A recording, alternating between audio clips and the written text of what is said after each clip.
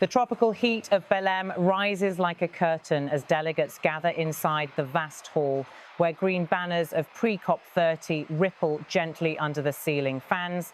The air hums with urgency. Here, on the banks of the Amazon, Brazil's president, Luiz Inácio Lula da Silva, takes the podium not just as a host, but as the voice of a region that holds the planet's lungs. The applause that greets him is warm, but what follows is far from comfortable. Lula begins by reminding the world of a sobering truth that progress, while real, has failed to bend the curve of climate catastrophe. He pauses briefly, looks across the room filled with ministers, scientists and industry leaders, and delivers his first striking statement. Despite progress, 2024 saw a new record for carbon emissions from the energy sector, the highest rate since 1957.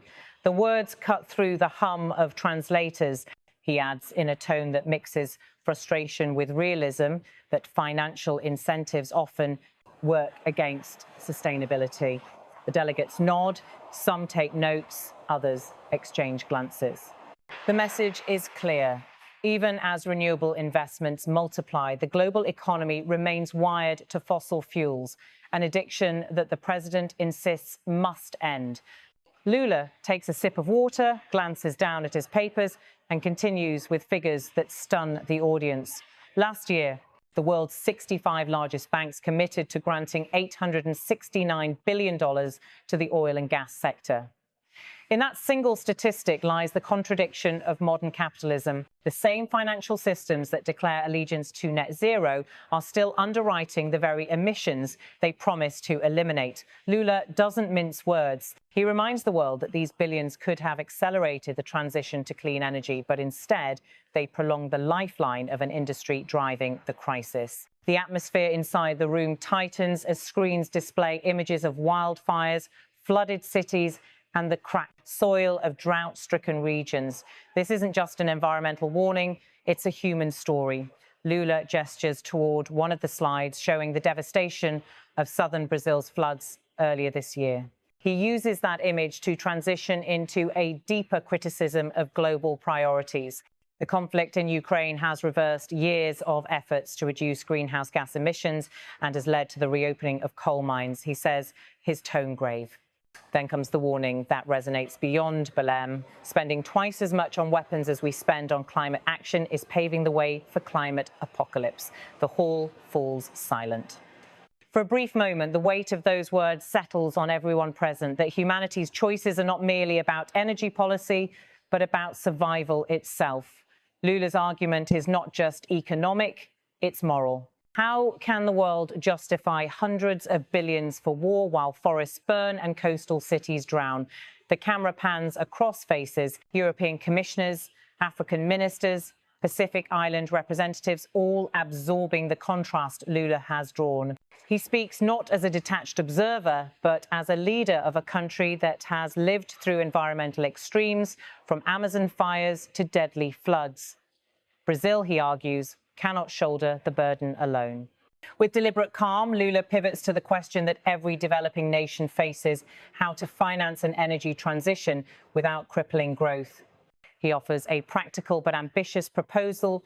Directing part of the profits from oil exploitation towards the energy transition remains a valid path for developing countries. Brazil will establish a fund of this type to finance the fight against climate change and promote climate justice. Applause returns slower, reflective. The idea of a climate justice fund rooted in oil revenues captures attention precisely because it challenges convention. It acknowledges that oil money, properly redirected, could become the engine of a cleaner future rather than its obstacle. Lula's voice steadies as he elaborates that such funds would ensure developing nations are not left behind in the green transition, and that wealth generated from fossil resources could be recycled into wind, solar, and reforestation projects. Outside the hall, the rain begins to fall, heavy, rhythmic, almost cinematic. Inside, the president continues his argument, moving from policy to philosophy. He insists that climate responsibility must be equitable. developed nations, he reminds the audience, built their prosperity on centuries of carbon emissions. Now they must contribute proportionately to the repair. The energy transition cannot be imposed through sanctions or moral lectures. It must be funded through real partnerships, technology transfers, and shared innovation. He recalls the pledges made at earlier COPs, promises of $100 billion in annual climate finance for the global south, still largely unmet. His tone softens as he says that the world has no shortage of money, only a shortage of will. The applause that follows is longer this time, perhaps because many in the room recognise the truth of that statement. The narration moves visually now to the delegates, African ministers discussing renewable corridors, European officials checking figures on their tablets, Pacific Island envoys whispering about rising sea levels that threaten their existence. Lula's speech echoes through translation booths in at least 10 languages, carrying a single theme that energy transition is not a technical adjustment, but a civilizational turning point. He describes Brazil's own steps, massive investment in wind corridors along the northeastern coast, expansion of solar farms in Minas Gerais, and the strengthening of Petrobras's renewable division.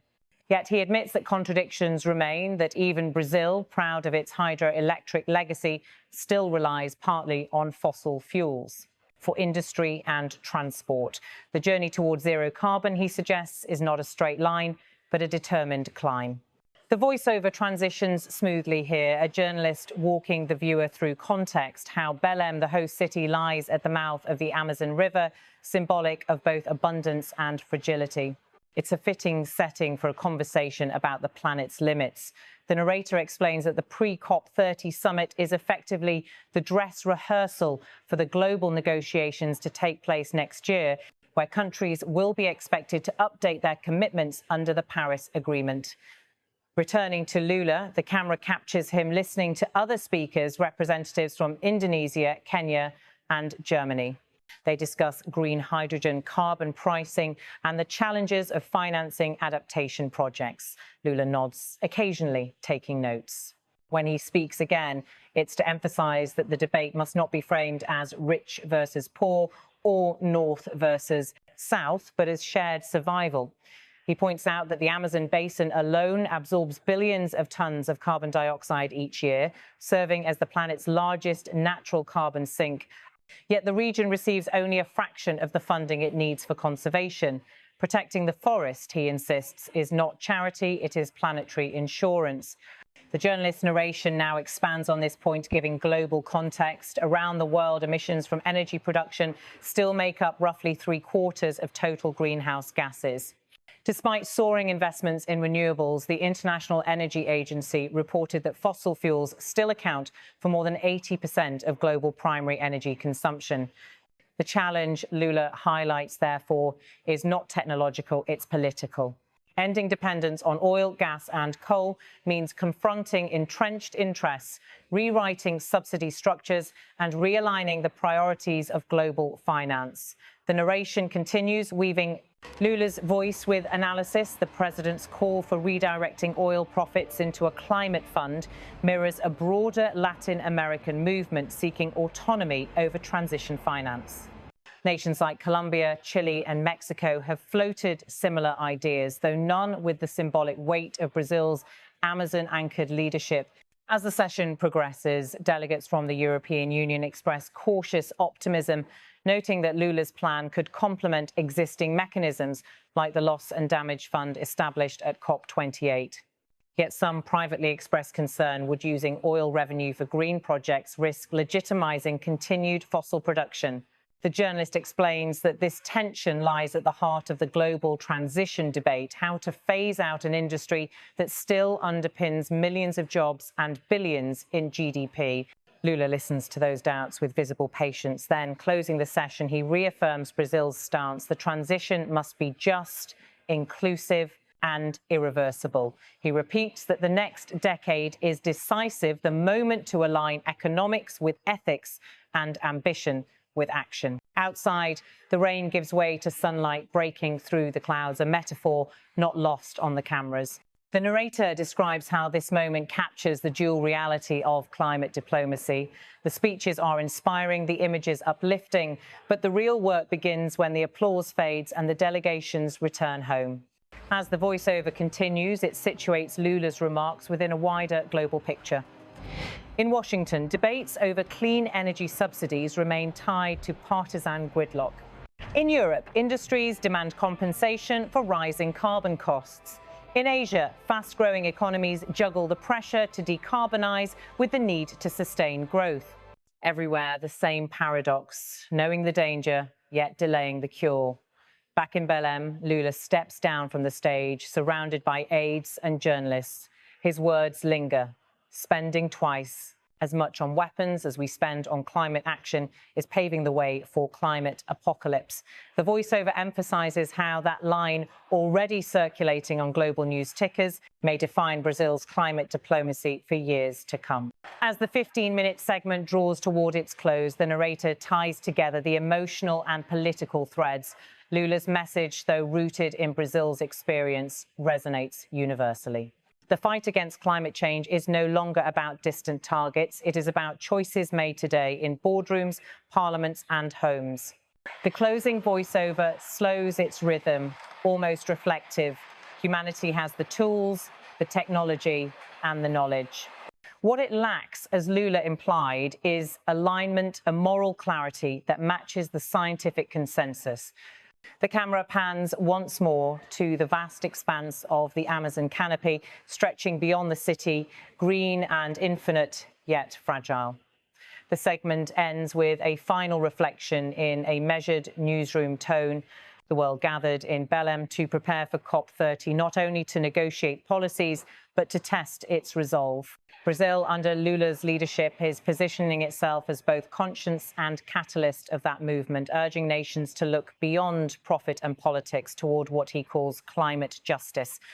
As the screen fades to black, Lula's final words echo once more in voiceover, firm and resonant, directing part of the profits from oil exploitation towards the energy transition remains a valid path for developing countries. Brazil will establish a fund of this type to finance the fight against climate change and promote climate justice. The applause rises again, this time from viewers who understand that what began as a speech in a humid hall of Belém is, in truth, a call for the world to decide what kind of future it wants to inhabit.